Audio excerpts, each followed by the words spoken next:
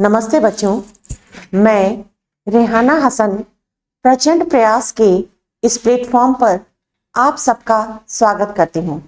Most welcome students. और अब हम तैयार हैं अपनी फिजिक्स की वंडरफुल दुनिया में एंटर करने के लिए, जिसमें आज हम एनर्जी के बारे में पढ़ेंगे। एनर्जी यानी कि ऊर्जा, ये आपका एक पार्ट है आपके पाठ का कार्य, ऊर्जा और शक्ति। ठीक है, तो इससे पहले वाले जो हमारा लेक्चर था उसमें हमने कार्य के बारे में पढ़ा। आज हम ऊर्जा के बारे में पढ़ते हैं। ऊर्जा होती क्या है? ऊर्जा होती है कार्य करने की क्षमता, है ना। जिसमें जितनी ज्यादा कार्य करने की क्षमता है उसमें उतनी ही ज्यादा ऊर्जा होगी, वो उतना ही ज्यादा ऊर्जावान होगा। ठीक है, अगर आपके अंदर ज्यादा एनर्जी है तो आप ज्यादा काम कर पाएंगे, और अगर आपके अंदर एनर्जी थोड़ी कम है तो क्या होगा? आप काम कम कर पाएंगे। और एनर्जी जैसे हमको फूड से मिलती है तो उन फूड की भी अलग अलग कैलोरीफिक वैल्यू होती है। किसी से हमको कम ऊर्जा मिलती है, किसी से हमको ज्यादा ऊर्जा मिलती है। ऊर्जा के विभिन्न प्रकार होते हैं। ठीक है, ऊर्जा के विभिन्न प्रकार क्या होते हैं? जैसे कि हमारे पास है विद्युत ऊर्जा, रासायनिक ऊर्जा, केमिकल एनर्जी जिसको हम कहते हैं, है ना। इसी तरह हमारे पास अलग अलग तरह की ऊर्जाएं हैं, जिसमें आज हम डिस्कस करेंगे यांत्रिक ऊर्जा। ठीक है, किसके बारे में हम डिस्कस करेंगे? हम डिस्कस करेंगे यांत्रिक ऊर्जा। ठीक है, यांत्रिक ऊर्जा, और ये बराबर होती है kinetic energy plus potential energy. Mechanical energy बराबर होती है kinetic energy plus potential energy, है ना। गतिज ऊर्जा, गतिज ऊर्जा प्लस स्थितिज ऊर्जा।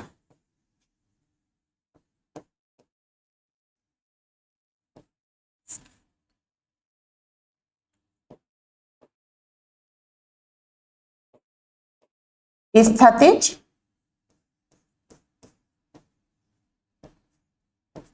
ऊर्जा। जैसा कि मैंने आपको बताया कि हमारे पास ऊर्जा के विभिन्न प्रकार हैं, अलग अलग तरह की ऊर्जा होती है, और एक तरह की ऊर्जा को हम दूसरी तरह की ऊर्जा में कन्वर्ट कर सकते हैं। जैसे कि आपकी विद्युत ऊर्जा है, विद्युत ऊर्जा से आप क्या कर सकते हैं? अपनी लाइट जला सकते हैं, है ना। तो विद्युत ऊर्जा को आप किस में चेंज कर रहे हैं? लाइट में। लाइट भी एक तरह की ऊर्जा है, ठीक है, प्रकाश भी एक तरह की ऊर्जा है। तो आपने क्या किया? आपने विद्युत ऊर्जा को प्रकाश में चेंज कर दिया। दूसरे, आप जैसे ही स्विच को ऑन करते हैं आपका फैन चलने लग जाता है, तो आपने विद्युत ऊर्जा को किस में कन्वर्ट किया? विद्युत ऊर्जा को आपने इस प्रोसेस में कन्वर्ट किया है मैकेनिकल एनर्जी में, यानी कि यांत्रिक ऊर्जा में। इसी तरह आपका जो सेल है, घड़ी के अंदर जो सेल है, उसमें आपकी केमिकल एनर्जी है, यानी कि रासायनिक ऊर्जा है, और वो आपके लिए मैकेनिकल वर्क करती है, यानी कि यांत्रिक ऊर्जा में कन्वर्ट हो जाती है। आपका जो विद्युत का जनरेटर है उसमें यांत्रिक ऊर्जा विद्युत ऊर्जा में चेंज हो जाती है। तो इस तरह से ऊर्जा को एक फॉर्म से दूसरी फॉर्म में कन्वर्ट करके ही हम इतने सारे काम कर पाते हैं। ठीक है, तो ऊर्जा क्या होती है? कार्य करने की क्षमता होती है। हमारे पास विभिन्न प्रकार की ऊर्जाएं हैं, है ना। हमारे चारों तरफ ये जिससे हमारा पूरा ब्रह्मांड मूव कर रहा है, इसको सस्टेन करने वाली जो एनर्जीज हैं वो बहुत तरह की हैं, और वो एनर्जीज इंटर कन्वर्टिबल हैं, यानी कि एक form of energy can convert into the other form of energy. हम एक तरह की ऊर्जा को दूसरी तरह की ऊर्जा में चेंज कर सकते हैं, और ये आप अपनी डेली लाइफ में रोज ही देखते हैं कि एक तरह की ऊर्जा दूसरी तरह की ऊर्जा में कन्वर्ट हो जाती है। लेकिन जितनी भी टोटल एनर्जी है किसी सिस्टम की, वो हमेशा नियत रहती है, एक कांस्टेंट रहती है, स्थिर रहती है। किसी भी सिस्टम की टोटल एनर्जी हमेशा कांस्टेंट रहती है, उसमें कोई चेंज नहीं आता। यानी कि एक फॉर्म से एनर्जी दूसरी फॉर्म में चेंज हो सकती है, लेकिन ना तो हम ऊर्जा को प्रोड्यूस कर सकते हैं और ना ही ऊर्जा को हम नष्ट कर सकते हैं। लेकिन अब हमारे पास एक ये एक्चुअली जो हमारा कॉन्सेप्ट है ये थोड़ा सा पुराना है, ठीक है। इसको हम कहते हैं ऊर्जा संरक्षण का नियम और बहुत जगह पर हम इसको प्रूव कर सकते हैं।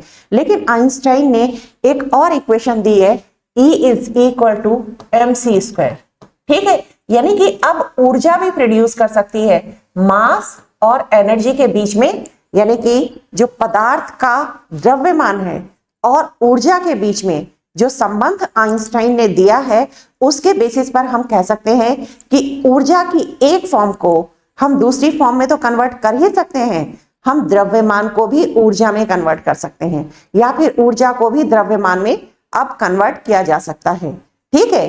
तो लेकिन फिर भी बहुत सारी ऐसी जगहें हैं, हमारे जितने भी मैकेनिकल सिस्टम्स हैं उसमें हम ये प्रूव कर सकते हैं कि किसी भी सिस्टम की टोटल एनर्जी हमेशा कांस्टेंट रहती है। यानी कि आपकी काइनेटिक एनर्जी जो आपकी गतिज ऊर्जा है स्थितिज ऊर्जा में कन्वर्ट हो जाएगी, स्थितिज ऊर्जा गतिज ऊर्जा में कन्वर्ट हो जाएगी, लेकिन जो टोटल एनर्जी है वो हमेशा कांस्टेंट रहेगी।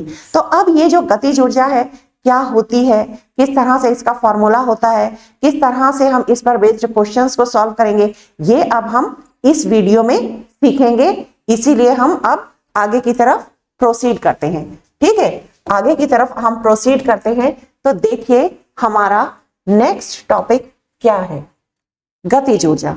सबसे पहले गतिज ऊर्जा जिसकी कि हमको हमेशा आवश्यकता पड़ती है ना, अपने घर से स्कूल तक जाने में, फिर स्कूल से हर मोमेंट पर, कभी आपको लाइब्रेरी जाना है, कभी कंप्यूटर रूम जाना है, कभी बैग से बुक निकालनी है, तो इन सब में जो एनर्जी हमारी यूज हो रही है उसको हम कहते हैं गतिज ऊर्जा। जैसे कि आप इस पिक्चर में देख रहे हैं, है ना, ये लड़की क्या कर रही है, झूला झूल रही है, आगे से पीछे से आगे की तरफ और आगे से पीछे की तरफ, ठीक है। तो इसमें जो एनर्जी है वो किस तरह की एनर्जी है, वो एनर्जी है गतिज ऊर्जा, ठीक है। देखिए इस लड़के का मूवमेंट, मूव कर रही है ये और मूव कर रही है, इसका मतलब इसमें जो एनर्जी है वो किस तरह की है, गतिज ऊर्जा। किस तरह की एनर्जी है, गतिज ऊर्जा, गतिज ऊर्जा, ठीक।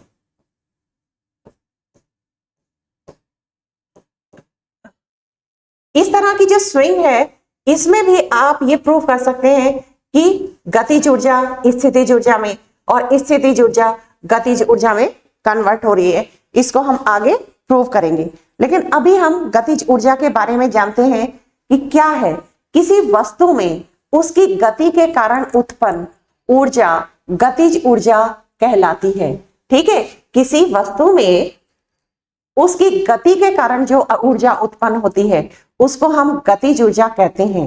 यदि किसी पिंड का द्रव्यमान m और वेग v है तो इसकी गतिज ऊर्जा किसके बराबर हो जाएगी, k is equal to half mv², ठीक है। काइनेटिक एनर्जी किसके बराबर हो जाएगी, हाफ mv² के, ठीक है। यहां पर मास क्या है, मास वस्तु का द्रव्यमान है और v उसकी वेलोसिटी है, ठीक है। जैसे कि ये लड़की है, इसका द्रव्यमान m है, ठीक है, और ये v वेलोसिटी से ऊपर की तरफ जा रही है। तो ये जो पूरा सिस्टम बना है जिसमें एक लड़की झूला झूल रही है, इसकी गतिज ऊर्जा कितनी हो जाएगी, हाफ mv², ठीक है। तो गतिज ऊर्जा किसको कहते हैं, किसी वस्तु में उसकी गति के कारण उत्पन्न ऊर्जा गतिज ऊर्जा कहलाती है, ठीक है। ये जो ऊर्जा है गतिज ऊर्जा, ये किस कारण उत्पन्न होती है, उसकी गति के कारण, और इसीलिए हम इसको गतिज ऊर्जा कहते हैं। यदि किसी पिंड का द्रव्यमान m तथा वेग v है तो इसकी गतिज ऊर्जा कितनी हो जाएगी, k is equal to half mv²। गतिज ऊर्जा एक अदिश राशि है, ठीक है। अदिश राशि यानी कि जिसको डिस्क्राइब करने के लिए हमको सिर्फ दो चीजों की जरूरत पड़ती है। क्या क्या है, एक तो है आंकिक मान, ठीक है। अदिश राशि को डिस्क्राइब करने के लिए हमें सिर्फ दो चीजों की जरूरत पड़ती है, आंकिक मान और साथ ही साथ मात्रक। ठीक है, यानी कि अगर हम कहें कि किसी सिस्टम की एनर्जी 50 जूल है, तो ये क्या हो गया 50 आंकिक मान, जूल उसका मात्रक हो गया। खाली इस दो वैल्यू से आप ऊर्जा को डिस्क्राइब कर सकते हैं कि ये सिस्टम है, इसकी एनर्जी है 20 जूल या फिर 50 कैलोरीज, है ना।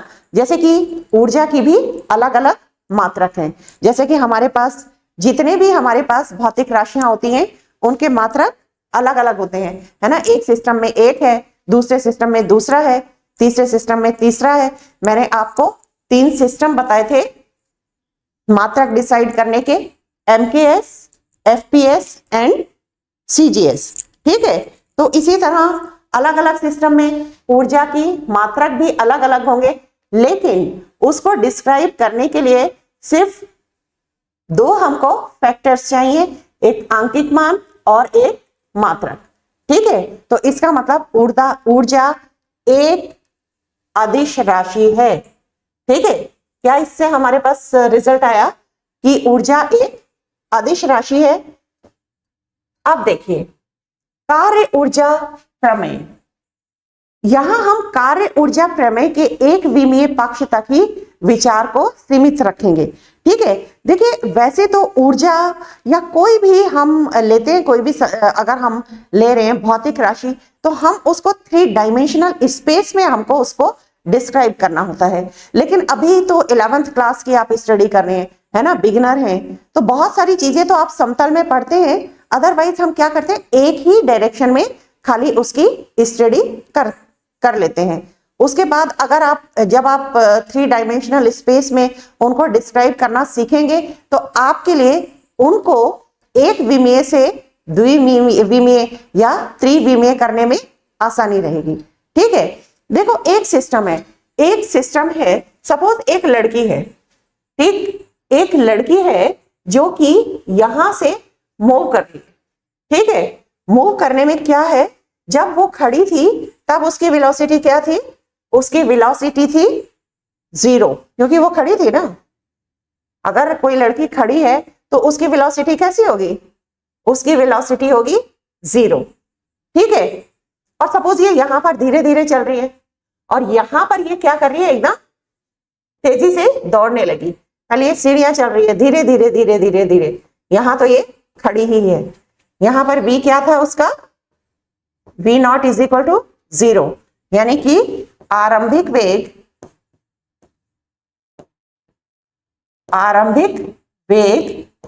बराबर 0। आरंभिक वेग क्या होता है, आरंभिक वेग होता है जैसे कि हमने कोई ऑब्जर्वेशन स्टार्ट की। ठीक है, अभी हम एक लड़की का मोमेंट देख रहे हैं, तो जब हमने उसको देखा पहली बार, ठीक है, जब हम अपना एक्सपेरिमेंट स्टार्ट ही कर रहे हैं, तो जैसे ही हमने उसको देखा तो या तो वो खड़ी हो सकती है, या फिर वो धीरे धीरे चल रही होती है, या फिर वो तेज स्पीड से चल रही होती है ना। तो वो जो उसका वेग है उस टाइम, वो आरंभिक वेग है। फिर हम अपनी ऑब्जर्वेशन को, अपने एक्सपेरिमेंट को आगे बढ़ाते हैं और 5 या 10 मिनट के बाद ऑब्जर्व करते हैं कि अब वो लड़की किस दशा में है, वो दौड़ रही है या धीरे धीरे चल रही है या खड़ी है। तो वो उसका क्या हो गया, अंतिम वेग। ठीक है, जैसे कि ये लड़की है अभी यहां तो खड़ी हुई दिखाई दे रही है हमको, तो इसका आरंभिक वेग 0 हो गया। ठीक है, और अगर सपोज एक बस है, वो धीरे धीरे चल रही है, तो उसका आरंभिक वेग कितना हो गया। आरंभिक वेग को हम डिनोट करते हैं, जैसे कि फिजिक्स में हमने हर चीज के सिंबल बनाए हुए हैं, वैसे तो केमिस्ट्री में भी हमने सिंबल्स बना के ही हम स्टडी करते हैं, लेकिन फिजिक्स में भी आप जानते हैं कि आरंभिक वेग है, आरंभिक वेग को हम u से रिप्रेजेंट करते हैं या फिर v0 से रिप्रेजेंट करते हैं। अगर कहीं पर भी आप u लिखा हुआ देखें या v0 लिखा हुआ देखें, तो इसका मतलब जो वेग है वो आरंभिक वेग है। ठीक है, तो यहां ये लड़की जो हमको खड़ी हुई दिखाई दे रही है, इसका आरंभिक वेग कितना हो गया, 0। अब यहां पर इसका जो अंतिम वेग है, अंतिम वेग कितना हो गया, v1। ठीक है, आरंभिक वेग कितना था, v0, और अंतिम वेग कितना है, v1। ठीक है, तो यहां पर आप बताइए कि इसकी काइनेटिक एनर्जी कितनी थी। अब यहां अगर हम इसकी काइनेटिक एनर्जी निकालें तो काइनेटिक एनर्जी का सूत्र हमारा क्या होता है, 1/2 mv²। ठीक है, माना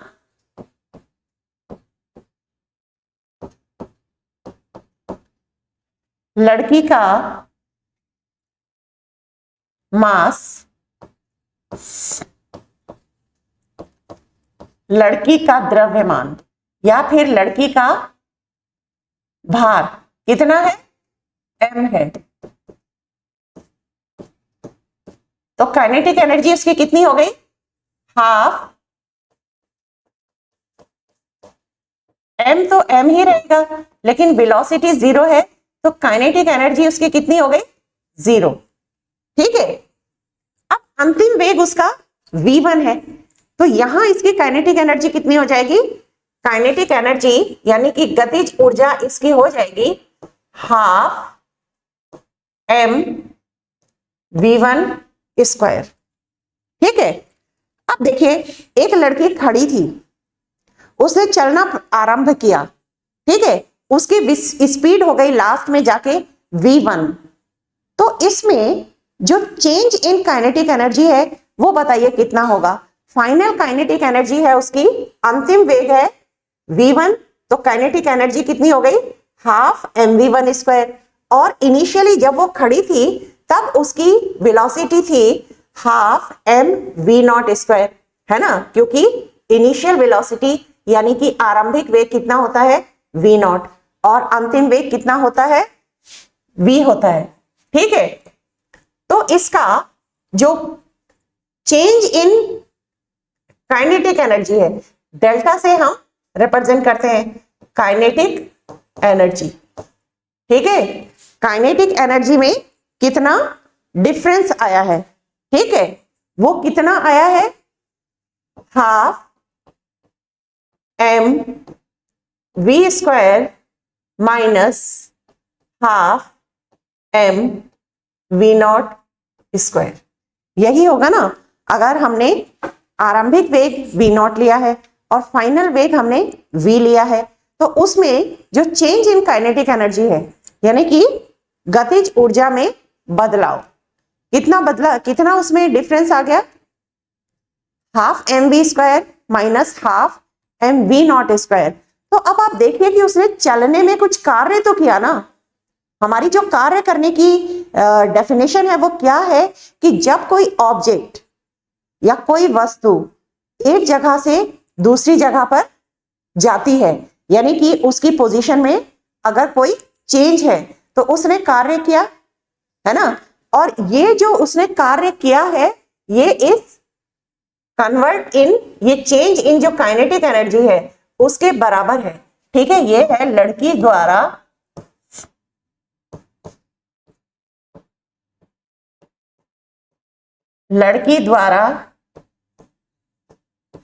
किया गया कार्य। लड़की द्वारा किया गया कार्य कितना है, ये है हमारे पास W, है ना। तो यानी कि हाफ mv² minus half mv0² is equal to W, यानी कि अंतिम गतिज ऊर्जा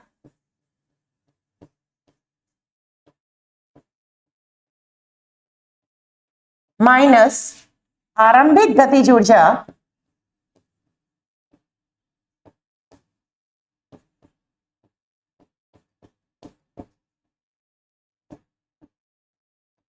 ये किसके बराबर होती है, ये कार्य के बराबर होती है। ठीक है, और इसको हम क्या कहते हैं, कार्य ऊर्जा प्रमेय। इसको हम क्या कहते हैं, कार्य ऊर्जा प्रमेय। ठीक है, तो ये हम खाली एक ही डायरेक्शन में देख रहे हैं, हम इसका 2 डायमेंशनल या 3 डायमेंशनल मोशन नहीं देख रहे। ये लड़की एक सरल रेखा में मूव कर रही है और इस केस में इस लड़की द्वारा किया गया कार्य क्या हो जाएगा, क्योंकि उसका अंतिम वेग v1 है और आरंभिक वेग 0 है, तो लड़की द्वारा किया गया कार्य कितना हो जाएगा? लड़की द्वारा किया गया कार्य W ये बराबर हो जाएगा half m v1 square minus half m into 0, यानी कि हाफ m v1 स्क्वायर। ये इस लड़की द्वारा किया गया कार्य है। इस केस में क्योंकि ये जो केस हमको दिया हुआ है इसमें इनिशियल स्टेट में यानी कि आरंभिक अवस्था में लड़की खड़ी हुई थी और अंतिम अवस्था में जब हमने उसको देखा तो वो v1 वेलोसिटी से मूव कर रही थी। तो ये जो हमारी प्रमेय है इसको हम क्या कहते हैं? कार्य ऊर्जा प्रमेय, यानी कि ऊर्जा को कार्य में कन्वर्ट किया जा सकता है। जितनी हमारी ज्यादा एनर्जी होगी इतना ही हम ज्यादा काम कर सकते हैं और जितना ज्यादा हम काम करेंगे इतनी ही हमारी एनर्जी लॉस होगी, है ना। अगर हम सुबह से शाम तक काम में लगे रहेंगे तो हमको क्या है? ज्यादा खाना खाने की जरूरत पड़ेगी। और अगर हम कोई सुबह से शाम तक कोई काम ही नहीं करता, सिर्फ बैठा रहता है, तो ना तो उसको भूख लगती है और ना ही उसकी बॉडी में कोई एनर्जी उसको महसूस होती है। ठीक है, तो काम करने से ऊर्जा का लॉस होता है। ठीक, और ऊर्जा हमको कहाँ से मिलती है? हम लोगों को तो खाने से मिलती है, जो गाड़ियां चलती हैं उनको उनके पेट्रोल डीजल उन सब से मिलती है। ठीक है, तो बिना ऊर्जा के कोई भी काम पॉसिबल नहीं है। अब आप देखिए हम इसी सीक्वेंस में आगे बढ़ते हैं और उससे पहले आप देखिए कि ये है हमारा प्रचंड प्रयास लर्निंग ऐप। ठीक है, और ये हमारा नहीं है, एक्चुअली आपका लर्निंग ऐप है। यूपी बोर्ड के बच्चों के लिए ही ये स्पेशली बनाया गया है, यूपी में पहली बार है। अब आप बोर्ड परीक्षा की तैयारी हिंदी में करना चाहते हैं तो आप प्रचंड प्रयास के लर्निंग ऐप को आज ही डाउनलोड करिए। ठीक है, इसको अगर आप डाउनलोड करना चाहते हैं तो यहाँ पर आपको उसका डिफरेंट कोर्सेज आपको मिलेंगे। आप किस क्लास में हैं, जैसे कि 10th 11th 12th, हर बच्चे का अलग तरह का कोर्स है। उसकी एनसीईआरटी बुक के अकॉर्डिंग एक एक टॉपिक क्लियर किया जाता है, एक एक क्वेश्चन हम यहाँ सॉल्व कराते हैं। ठीक है, और बाकी आपकी अगर दूसरी क्वेरीज हैं तो उनका भी आंसर आपको यहाँ मिलेगा। आपको सिर्फ दिए हुए कॉन्टेक्ट नंबर पर अपना क्वेश्चन देना है, अपनी क्वेरी देनी है। ठीक है, तो ये जो प्रचंड प्रयास का आपका ऐप है ये चाहता है कि आप भी टॉपर्स की लिस्ट में आ जाएं। ठीक है, और ये हिंदी माध्यम में भी आपको मिल रहा है, आपकी अपनी मातृभाषा में। अब देखिए ये जो ऑनलाइन कोर्स है इसमें इस टाइम 50% ऑफ है। अगर आप स्टार्टिंग में ही ये ऐप डाउनलोड करते हैं तो आपको 50% ऑफ का बेनिफिट मिल सकता है। और ये हमारा है कक्षा 1 से 12 तक। ठीक है, कक्षा 1 के विद्यार्थी हो, 2nd 3rd और अप टू द 12th, इसमें आप अपनी क्लास के अकॉर्डिंग कोर्स डाउनलोड कर सकते हैं। और इसमें आपको क्या क्या मिल रहा है ये देखिए, हम क्या क्या सेवाएं आपको प्रोवाइड कर रहे हैं वो भी आप जरा ध्यान से देख लीजिए। इंटरैक्टिव शिक्षण सामग्री, ठीक है, विषयवार कक्षाएं, हर विषय की अलग अलग कक्षा होगी, हर विषय में आपका एक एक टॉपिक एक एक क्वेश्चन क्लियर किया जाएगा। और उसके अलावा भी अगर आपकी कुछ क्वेरीज हैं दैट्स आप वो भी अपनी डिस्कस कर सकते हैं। और सबसे ज्यादा फोकस हम कर रहे हैं अंग्रेजी, गणित और विज्ञान पर। ठीक है, क्लास में आपको नोट्स दिए जाएंगे, नियमित आपके टेस्ट होंगे जिससे कि आपको पता चल जाए कि आप कहां तक चीजों को समझ पाए हैं। नहीं समझ पा रहे तो फिर स्ट्रेटेजी अपनी चेंज करेंगे, आप अपना पॉइंट रखिए, हम उसी के अकॉर्डिंग आपको समझाने की कोशिश करेंगे। सभी विषयों के अनुभवी अध्यापकों द्वारा शिक्षण, और सभी विषयों के हम काफी एक्सपीरियंस्ड टीचर यहाँ रख रहे हैं। ऐसा नहीं है कि सिर्फ न्यू कमर्स को हम दे दें, हम इस बात का खास ध्यान रखते हैं। ठीक है, तो ये आपने हमारे इस ऐप के बारे में जान लिया। अब हम अपने प्रीवियस टॉपिक पर आते हैं। प्रीवियस टॉपिक हमारा क्या था? हम ऊर्जा के बारे में पढ़ रहे थे। ठीक है, अभी तक हमने पढ़ा था गतिज ऊर्जा के बारे में, अब हम थोड़ा सा स्थितिज ऊर्जा के बारे में पढ़ लेते हैं। स्थितिज ऊर्जा क्या होती है? देखो, किसी भी सिस्टम में उसकी स्थिति के कारण जो ऊर्जा होती है उसको हम स्थितिज ऊर्जा कहते हैं। जैसे कि आपने एक पत्थर लिया, पत्थर सेम है, अगर आप उसको ऊंचाई से गिराते हैं तो वो ज्यादा फोर्सफुली जाके फर्श पर लगेगा, और अगर आप नीचे से गिराते हैं तो वो कम फोर्सफुली लगेगा। तो अगर जैसे हम हाइट को उठा देते हैं, ठीक है, किसी भी चीज को ऊपर उठा देते हैं तो उसकी एनर्जी में चेंज आ जाता है। एक ऑब्जेक्ट है जो यहां रखा हुआ है h1 ऊंचाई पर, वही ऑब्जेक्ट h2 ऊंचाई पर रखा है, वही ऑब्जेक्ट h3 ऊंचाई पर रखा है। तो आप जान लीजिए कि इसकी स्थितिज ऊर्जा, ठीक है, ऑब्जेक्ट वही है, सब ऑब्जेक्ट वही है, यहां भी ए है, यहां भी ए है और यहां भी ए है, लेकिन यहां पर इसकी जो स्थिति है वो है S1, यहां पर है S2, यहां है S3। तो S1 सिचुएशन में जो इसकी स्थितिज ऊर्जा होगी, ठीक है, S1 की स्थितिज ऊर्जा S2 स्थिति की जो स्थितिज ऊर्जा है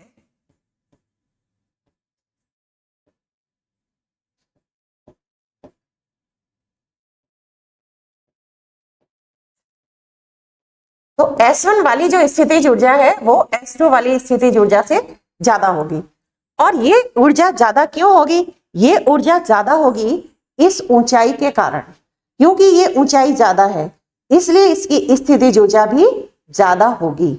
ठीक है, तो किसी भी सिस्टम में उसकी हाइट के कारण अगर कोई एनर्जी है, ठीक है, उसकी स्थिति के कारण कि वो ऊंचाई पर रखी है या नीचाई पर रखी है, तो उसके कारण उसमें जो ऊर्जा होती है उसको हम स्थितिज ऊर्जा कहते हैं।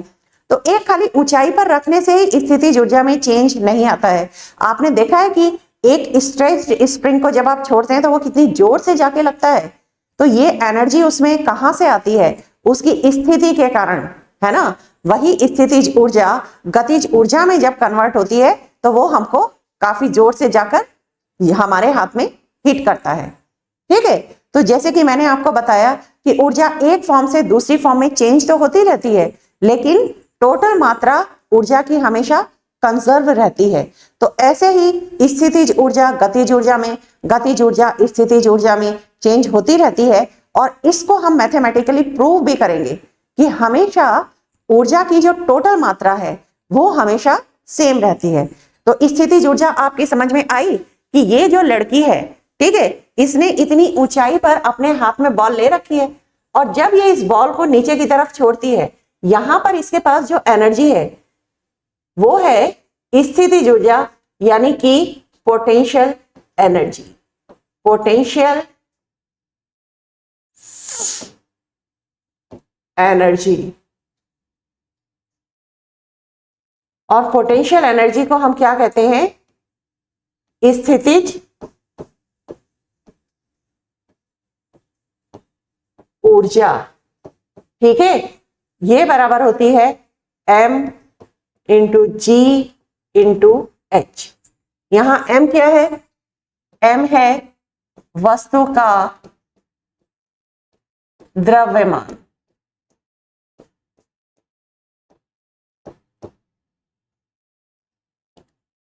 g क्या है? g है गुरुत्वीय त्वरण,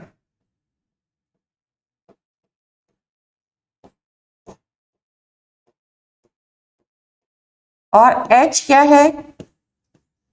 ऊंचाई।